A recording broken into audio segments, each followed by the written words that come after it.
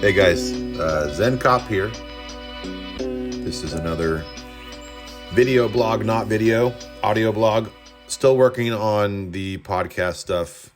It's a little bit harder than I thought it was going to be. But it will happen eventually, and I'll stop using my phone. You guys will get some quality audio that you could listen to without having to utilize YouTube. My voice will start to sound a little bit more professional, not as weird. Yeah, it's a very stormy day. I lost power earlier, but yeah, we're back now. So I'm going to kind of talk about some of the same things that I've been talking about in the blog and sort of let them cross over each other, because I know not everyone has time to read and not everyone has time to listen. So I'm going to just do both. I know we talked about the homeless thing being a 2-part series, but quite frankly, I'm just kind of tired of talking about it. And I want to talk about things that are going to be a little more relevant to the listener. And today I want to talk about the grass and how green it is and the weeds and how that correlates into law enforcement. And this is applicable to a lot of different career fields, but at the same time, it's not. In cop world, once you commit to an agency, it's kind of like a marriage. It's not easy to just pick up and go somewhere else. I would compare a lot of other career fields to, dating. Other career fields, maybe open relationships. It's just different. There is so much more that comes with being in this profession and then getting locked in, especially in California. It's very hard to leave once you get in. And that's for a variety of things. Seniority, the climate in which you're working, administration, management, leadership, all of it. So we always hear the grass isn't always greener. The grass is greener until you get into the weeds. We know you're going to come crawling back. Be careful. You're going to get blacklisted. We all hear that from coworkers and our leadership when we consider changing agencies or career fields. And I want people to know, don't take those words as an insult. If people are telling you that, they want you to stay. If they wanted you gone, they would tell you that the grass is greener. Absolutely. Pack your things. We'll help you. Bye-bye. But the reality is you're never going to be fully content with where you work ever. And the same could be said about any aspect of life if we looked at it from that perspective. If we continued to search for perfection, we would be left alone and we would never find that. And the imperfections of how we live, they should be embraced for what they are. The flip side is that when we are actually miserable and the bad outweighs the good by a large margin, it's probably time to start thinking about breaking the cycle. And law enforcement agencies, we are like one very large dysfunctional family.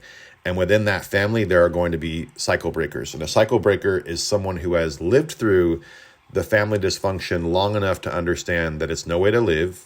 And in turn, they leave. And in my first few years of law enforcement, I worked for a local police department. It was my first job. I was super excited. My optics were very skewed and limited to what was normal versus toxic.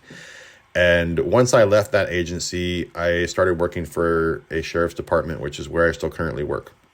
And the contrast was very different. My experiences, though, with working through a toxic agency beforehand, I got to walk away with a lot of knowledge from that.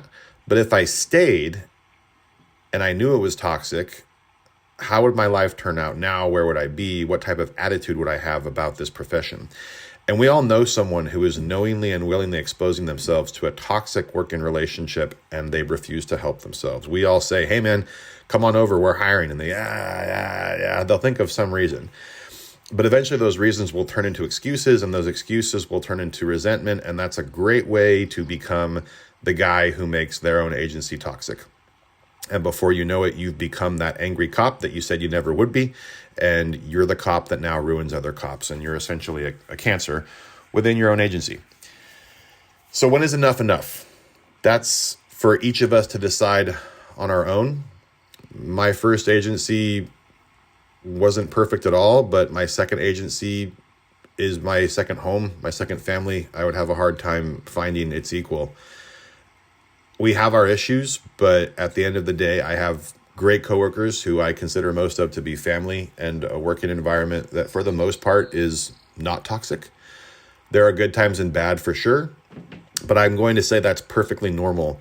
And like I said before, when you start to weigh out the two, good and bad, and leadership fails to intervene, that's when you should consider jumping ship. But be careful to identify a problem versus an obstacle. And when I say problem versus an obstacle, a problem can be negotiated. An obstacle may require additional resources. Be tactful in what you choose to address and also how you choose to address it. I have watched many of my own coworkers leave and ultimately return. And when they left, it wasn't for reasons of frustration, but maybe change of scenery, new opportunities, just something better for the family. But I would say the majority of them always came back, and they all said the same thing. I realized I had a good thing here, so I came back. If we were, again, to compare that to a relationship, it's almost like, I don't know, someone had an affair. I made a mistake. I'm sorry. An extreme example, but it's kind of how it works out. And if we looked at our employment like a domestic relationship, would we see certain people living in an environment that was toxic or harmful and they stayed because it's easier? And the answer is yes. Is breaking up or getting divorced the harder thing to do? Yeah, but they'll stay for the convenience, and yet they will live in complete misery. The bottom line is the hard thing to do and the right thing to do, they're generally the same thing, and there's no easy way to get out of a tough situation, and you will be challenged by others in the process. But this is your life that you are living, and yours alone. You get to decide what is best for you and which path to walk on, and let others' judgment be drowned out by the winds of excitement and change. If it feels right, it probably is. And you're going to get nervous. You're going to freak out a little bit, but that will pass. With any big change comes the fear of the unknown. And it's totally normal to be scared, to feel homesick, to wonder if you made the right choice. But in those, and the feeling will dissipate and life will resume. If it doesn't resume and you still feel like you should go back, then go. You're not a tree, right? We don't have roots that are dug into the ground. We can move freely. And as long as you have a passion for the work, stay the course. And if you don't have that passion anymore, or you want to get out, break out the map and get creative. We literally live one time. And this is our life to live right now. There's no reason why we should embrace this concept that we have nowhere else to go. But at the same time, going back to the challenge versus obstacles concept, if there are things that you can change that will better your life and the agency overall, do it. If there's an obstacle and you need reinforcements, bring good ideas to the table. It's the old, concept of, Bob complains every day, but Bob doesn't bring any answers. Bob doesn't bring any solutions. And Joe doesn't want to listen to Bob anymore. And then it becomes a toxic environment, and you have that internal strife between employees that can get messy, and toxicity and negativity spreads so much faster than positivity. And that's something that we have to consider too for the agency in which we work.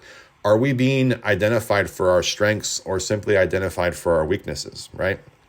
We all get write-ups for something eventually, or we get in trouble or something. It's going to happen. We make mistakes. And in law enforcement, it's important to document mistakes because we want safe cops. We want safe streets. And if you crash your car once, it's going to be documented. You crash your car twice, it's going to become a problem. Third time, they're going to probably do something about it. And that's normal. But it's important for all of us to remember to identify our strengths more than anything else, because we are so quick to punish in this career field. We are so quick to identify in 365 days, you did one thing wrong, and we're going to talk about that. You may have done 20 things right, and we're going to identify 5 or 6 of those, but this one thing, we're going to really hammer this. Why? Liability. And that's understandable. But think of your coworkers, your colleagues. We call them attaboys, whatever the slang is. If you are out and you see something and it's worth documenting, do it. It doesn't have to be a supervisor. If the sergeant isn't there to see it, you can write it down yourself and you can identify people's strengths. And if it goes nowhere, it goes nowhere. But you send it off in an email and that could make or break that person's future. You never know. My point is, identify our strengths, identify our weaknesses, and we need to make the primary goal of any agency is to retain the good cops. And I think a lot of the good cops, the ones who were part of that last generation who were about the job and not just being a cop and looking like one, but actually getting your hands dirty, those cops are starting to become now the more senior guys in their department. They're starting to promote, and they're going to be the new leaders. And eventually, if things keep going the way they are, if law enforcement doesn't have some type of major pendulum swing, those people are going to go elsewhere. And not because of any resentment towards their department, but the career field and the climate overall. It's getting to the point now where the stress and the anxiety is palpable everywhere. And most cops are saying, well, what else is there? What else can I do with my life? And eventually, when those cops walk away, they're going to be replaced, but they're not going to be the same cop. They're not going to be the same hard charger, go-getter, the guy who does the job because he actually wanted to marginally disrupt criminal activity in his area. They're going to be in the wind, and they're going to be doing something else with their talent. And we have to be careful because once they leave, they're gone for good. And then you're going to be stuck with only a few, and before you know it, there's none. Guys, thank you for listening. Like I said, I'm going to really try and get some better equipment and make this not a video blog type thing on YouTube. I appreciate your guys' patience. If you like it, hit that subscribe button, and I will be back next week. Excuse my nasally voice. I've got a little bit of a cold. Not COVID, just a cold. Good old-fashioned American cold. Have a good weekend, guys. Bye.